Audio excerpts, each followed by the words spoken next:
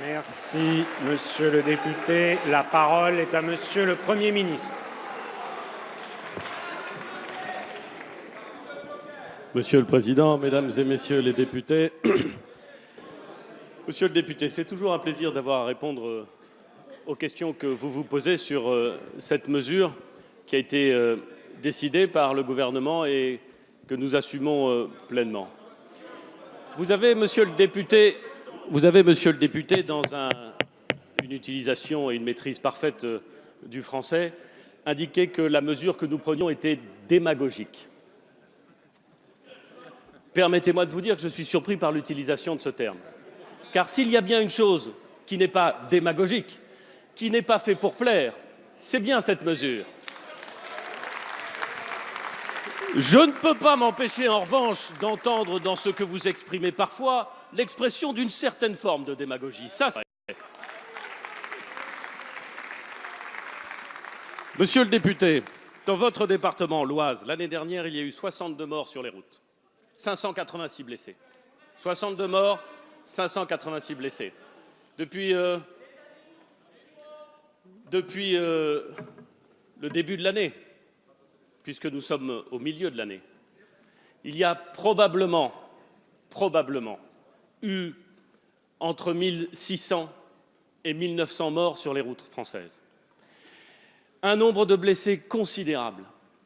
Notre pays, et c'est normal, s'émeut, se saisit à juste titre des drames qui, chaque jour, chaque week-end, se multiplient sur nos routes et vous ne voudriez pas en tirer les conséquences.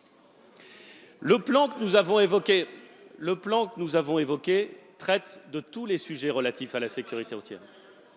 Et je suis certain que, comme vous êtes au moins autant que moi attaché à la sécurité des Français, vous allez écouter avec attention ce que je suis en train de dire. Le plan que nous avons sorti sur la sécurité routière concerne tous les aspects de la sécurité routière. Il ne concerne pas simplement la limitation de la vitesse à 80 km/h sur les routes bidirectionnelles sans séparateur central. Il concerne la conduite en état d'ivresse avec des mesures très fermes. Il concerne la conduite sous l'empire de produits stupéfiants avec des mesures très fermes. Il concerne la conduite sans permis de conduire, la conduite avec l'usage d'un téléphone portable dont nous savons qu'elle est plus accidentogène. Dans tous ces éléments, nous prenons des décisions. Et la vitesse étant de façon systématique un élément aggravant de l'accidentalité et un élément aggravant de la gravité de chaque accident, il nous a paru légitime, utile, certes pas populaire, mais légitime et utile d'abaisser de 10 km/h la vitesse maximum. Monsieur le député, toutes les mesures qui ont été prises en matière de sécurité, toutes ont été impopulaires. Aucune n'a été prise par démagogie. On peut prendre de mauvaises mesures en étant très populaire. J'ai l'impression, monsieur le député, j'ai le sentiment, j'ai la conviction, fondée sur l'expérience, fondée sur les recommandations du CNSR, qui est l'instance compétente pour justement formuler des avis. Sur le fondement de ces analyses, j'ai le sentiment, l'impression, la conviction de prendre une bonne mesure, fût-elle impopulaire.